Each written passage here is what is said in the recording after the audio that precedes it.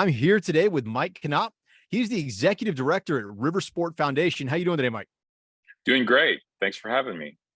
I'm very excited to have you here today. So, Mike, one of the things I always like to do is kind of start with your journey, right? So, you're the Mhm. executive director of this outstanding facility in Oklahoma.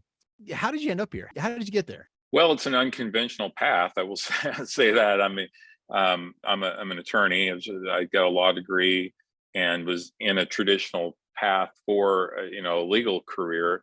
But at the same time, I was a rower, and in my spare time, that was what I did. Is that my wife and I we rowed competitively, and I always had a vision of could we bring the sport and make it more accessible in Oklahoma City.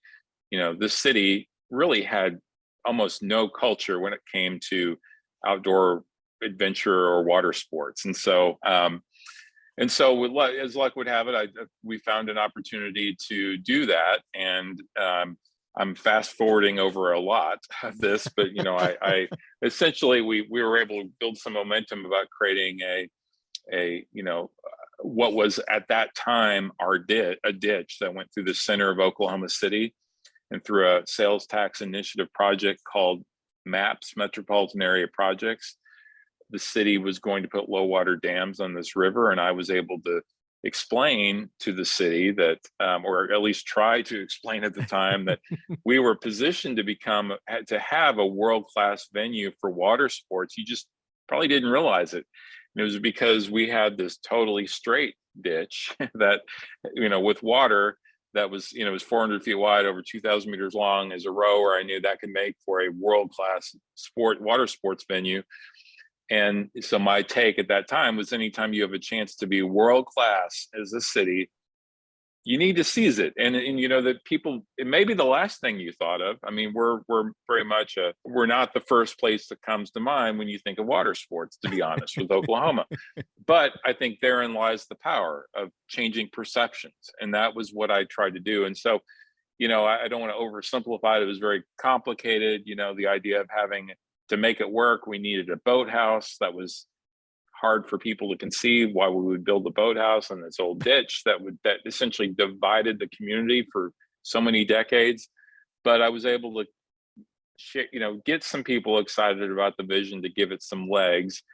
And we got to a certain point, and there's a story behind all of this, that enough momentum took hold to build this really unique world-class boathouse that we call the Chesapeake Boathouse. And when that happened, a local university here, Oklahoma City University, which is really prides itself as being Oklahoma City's university, even though you have OU close by and OSU. This is the city's university, and they wanted to be at a leader position as we rediscovered this river. And so they wanted to create a rowing program for men and women, and on the caveat, they would do it if I did it. So I took a leap of faith and left my law career behind and became a rowing coach. And that allowed me to fully dive in and put my entire effort into developing this river. And I will say I was far more than a rowing. I don't think I was ever just a rowing coach. It was always like, how do you build this? How do you develop it? And that one boathouse, it feels, a relatively short period of time, ended up being an entire boathouse district for Oklahoma City. And what was a very conservative vision initially of like a $200,000 boathouse ended up in $150 million venue over time. So, and the vision really, to me, expanded beyond it was more than just rowing. It was really, how do you build outdoor culture in Oklahoma? How do you create something that will drive people to the city and to the state? And how do you inspire active, healthy lifestyles here? So, wow. So you just took us through a whole journey there, right? So, you start with ditch, then we go to river, then we go to boathouse, and then you hit us with $150 million. So I got to ask now, right? Like, explain the facility to me, right? I mean, you've got $150 million project there on a river that you help revitalize. Walk me through what you have there. Yeah, well, so it all started with that first boathouse, like I said, and it's a community boathouse, very modern. So if you went to our website or Googled us, and you would see the entire venue looks very almost space age. It's very, very futuristic. And there was an idea behind that. We want to show that we're serious about this venue being world class and helping, and innovation is a cornerstone to everything that we do, because we have no tradition for a lot of these sports here. Rowing, for example, is the oldest intercollegiate sport in America. So it's really, there's a lot of tradition.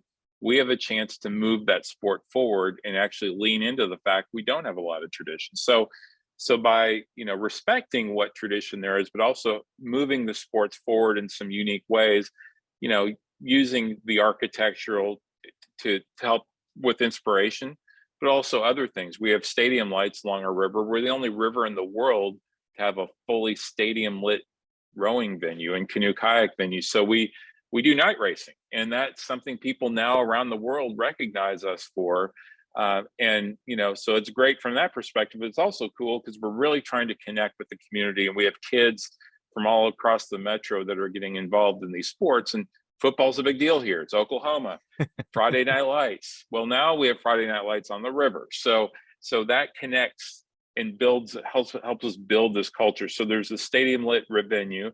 There's multiple boathouses. One that's a high performance center. It's the Devon Boathouse. We have for example, an indoor rowing tank, altitude chamber. We have, they all have event facilities in them. It's home to Oklahoma City University. We have another boathouse, home to University of Central Oklahoma. It's an art gallery and a music venue. We have a whole adventure area that we did to kind of, again, give people here in this community a chance to do things they never thought they would get to do in Oklahoma, but also making a destination for people coming in from the outside. That includes one of the tallest ropes courses in the country.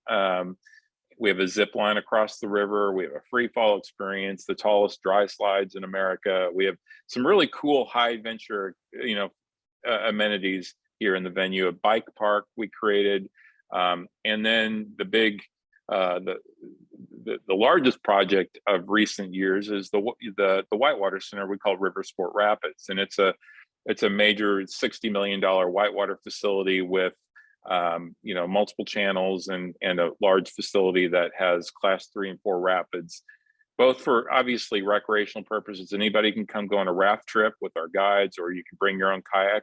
But we've also had Olympic trials here, and we do a lot of big events in the whitewater. We have a surfing component to it that's become very popular, and actually an indoor skiing component that we've added recently to, again, create all these unique active experiences for the public. So, well, that's absolutely incredible. So you've built this amazing facility. You've got kind of culture, this outdoor water culture in the middle of the country starting to take place here. Mm-hmm. How are you building this culture within the community? How are you having success doing that? Well, there's a lot of components. I mean, one thing I would say early on that we did is I wanted to make rowing and paddle sports like the new softball, for the city. So like, people here, they do, the corporate world does, they do softball leagues and I thought, well, if we can get businesses and corporations to have rowing teams and they come down and they compete and maybe trash talk a little bit and do all those things that people enjoy. And then, you race under the lights, what could that do? And that really took off. And we had, almost every major company in Oklahoma City formed a team, and that allowed them, the employees, to get involved. And now you're contributing to employee health and wellness. And then you're also getting these employees to get their kids involved in our programs. And then the companies get involved as sponsors, and all of those things kind of help gel and bring together. And then as more people talk about it and get their kids engaged, the more it becomes part of the community. The other thing is our really significant outreach effort. And that is, we wanted to bring in all sectors of the community. We didn't want this to appear as any sort of like country club type experience, because it's certainly not. And sometimes people associate some of these sports with that, and they're very accessible. So we have our Hispanic community on the south side of the river, our African American community on the northeast side, we have a Native American community, and we have targeted programming really to bring in all of the sectors of the community into our program, because we want the river as a ditch before it had water was really a dividing line in the community. We wanted to become a unifier again and bringing people together. People are naturally drawn to water. That's why major that's why most of the major cities in the world are built on some form of water, or some of the biggest, largest cities. But and that's why, there's a lot of economic impact or development that occurs around water. Same thing, people want to be on the water. So we've tried to do that, and it's been very successful, getting, removing cost as a barrier, and just getting all parts of the community involved, and not only just rowing, but all of our outdoor adventure type experiences. That's very cool. So Mike, how, in Oklahoma City, right? Not a place you think of for beaches and boats and the whole nine yards here. Mm-hmm. How are you getting this outdoor culture? How are you getting it to feel authentic? I mean, people have to grasp onto something, right? They do, and authenticity is a word we use all the time around here, because we are urban. We embrace the fact that this is urban. We're not out in the woods. However, when you're going rafting down our channels and you're in class 3 and 4 rapids, it's pretty authentic. I mean, you're going through the same type of experience you would be in the wild. The difference is you're looking at a downtown skyline as you're doing so. And I think that's a pretty unique experience.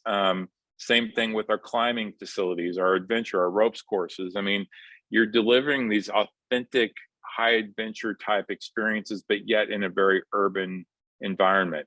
I was really surprised even by the surfing. I mean, we had zero surf culture in Oklahoma City. I can promise you that. And not many people knew how to do any sort of form of surfing. We added our Surf OKC facility, and within a few months, we had people coming out literally every single day, hanging out as though this is California, and you're on the beach. And these are not just kids. These are grown adults, 50s, 60s, 70-year-old people. We have one guy that he calls himself the Silver Surfer, and they just hang out all day. Another thing is, I mentioned, we really see this as intergenerational. I think that's really important. It can't just be for those extreme sport folks or those elite athletes. It's got to be for everyone. And so we have experiences that are, really geared to all different levels, and we make our rafting very accessible.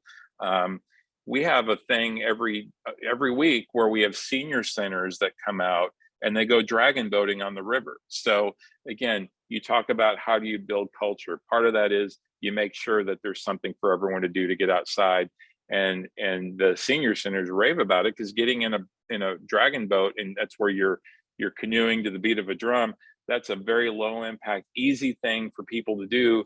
And they're into their 80s, and we even have 90-year-old out here doing this. So I think all of these things, we're putting this in a place that didn't have this sort of accessibility. We don't have mountains, we don't have an ocean, but we're going to create these things ourselves, through the vision, through the engagement. And I think every time we've done one thing, it's gotten people excited, and it's added momentum to the next big idea. So, you're looking to build this authenticity, right? And, continue to permeate this culture. You said you're having these conversations with your team, right? What are these conversations like? And how is your team engaging in these conversations on authenticity? Well, I think, part of it is we had to start off, from the beginning to really emphasize, because, when you build something like this, you have to staff it, and you have to have people that really buy into this, that we're moving the needle for the city. We're making a generational impact on outdoor culture. We're not just an attraction. And everyone loves going to theme parks. We're not a theme park. We don't want people to view this as an amusement park, that this is something that, we want to deliver these authentic experiences, but that has to be delivered as well by our staff. So our raft guides, for example, they're from all over the world, and they've rafted they've taken people down the biggest rivers in the world, but they want to be in Oklahoma City because we have a pretty awesome whitewater channel. And when you have this person that maybe sounds a little different, and they go down and they take you down, that adds to that authenticity. But also just having locals even who have grown up here, who now are working on top of the ropes course and are excited about it. And we've had so many accounts of how this has changed people's lives. because of they've done things and never thought they would get to do. We've had over $14 million in college scholarships awarded to kids that have gotten involved in rowing here. That makes it pretty authentic. I mean, when you have Olympic rowers that have come to Oklahoma City from the Northeast to train, that adds to the authenticity, So all of these things I think go together. And then the events that we add kind of an exclamation point to that. So when you have an event like we had 2 weeks ago, where we had Olympians who were to be racing in Russia, but for the fact the IOC canceled all the events in Moscow, obviously because of the invasion into Ukraine, we took those events at that request. And so we had world-class Olympic level athletes racing on our Oklahoma River, the same river that you can take your family out and go recreational kayaking on. So all of those things sort of, feed off each other. That's awesome. So, you're definitely using your resources. I mean, it sounds like you're importing, credibility almost. I mean, you're importing that authenticity and then making it part of the community. I think that's absolutely incredible. I think as people look in their individual businesses, right, that authenticity is what really builds engagement. I think if you have to think about it. So how is the Oklahoma City community engaging? I mean, are you getting, repeat customers? Are you getting, are you building from children up or silver surfer down? It really, it's all, I mean, I think if I were to put my focus on one area, I said I'd certainly working with youth is important, because when you're looking at making that generational change, once you grab and you get the youth engaged, as they grow older, they're going to be influential in their community and eventually their kids and beyond. We've had a lot of people that I've experiences of building this. This has not been easy. I mean, this has been a challenge when you're fighting against, culture, or the status quo, I would like to say, the status quo of this is the way. No, we don't do that sort of thing here in Oklahoma City, and when people have grown up here, it's hard for them to see their city differently until they start seeing that their kids may want to leave Oklahoma City and move somewhere else. And so once they see that people are starting to move here because of that authenticity, it starts to change their own perception of their own community and get more involved. So I found that outside affirmation of seeing, people moving here. I had an account of a whole family that moved from LA to Oklahoma City to start a business because they wanted to, and the reason they chose Oklahoma City is they went rafting here and they were totally blown away. And so now their family is involved in rowing, and they've started a successful film studio here, actually. So I think it's leaning into that, and that using that affirmation, that outside affirmation is really important. And understanding that, sometimes it's not easy, but, just sticking to it. And in our case, not trying to sell out, and making it less than authentic, so to speak. I love that word affirmation. So how are you using, that affirmation, all these affirmations coming in, to help, engage and grow your team at your property? Yeah. Well, I think naturally when you start, one thing builds upon another. We didn't start this with, $150 million venue. It went from one thing to the next, and it was each element, each piece was built upon affirmation. Having a world-class event on day, at the earliest stages of the event, doing the event right, which really got people from the outside to come and say, this really is special.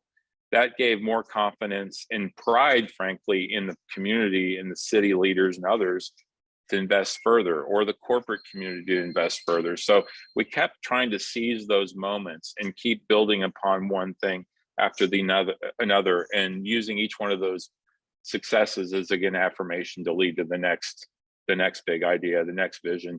And we have a phrase up on the wall in our Whitewater Center. Well, there's two. There's onward and upward, and then there's what's next. You can never stop asking what's next.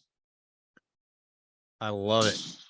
I love making notes, because that little piece right there, right? Onwards and upwards, and then what's next. I think it's simple, It's easy to rally around, and it really points towards the future, right? As opposed to anchoring people to the past. I love that. Is that something that's resonating with your team?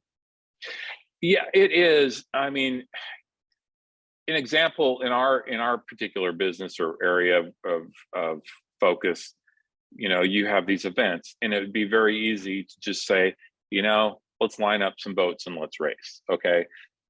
But, from day one, it was, okay, what can we do to engage the community here who not everyone knows what that sport is all about? Let's combine this with an arts festival, and let's have, pyrotechnics that really elevate the event that hasn't been seen in the sport before.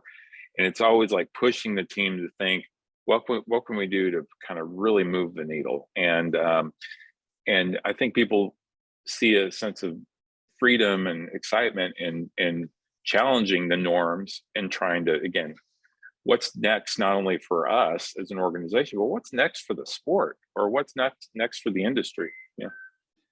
Well, I love that. And it sounds like you have an absolutely amazing facility. You still have growth and engagement and those, authentic experiences to build where you are. As you do look ahead, one of the things I always like to do when we look ahead is talk about kind of the next phase of leadership, right? The next group of people coming in. So, for you, if you had to offer advice to new leaders coming into your organization, what kind of advice are you offering them?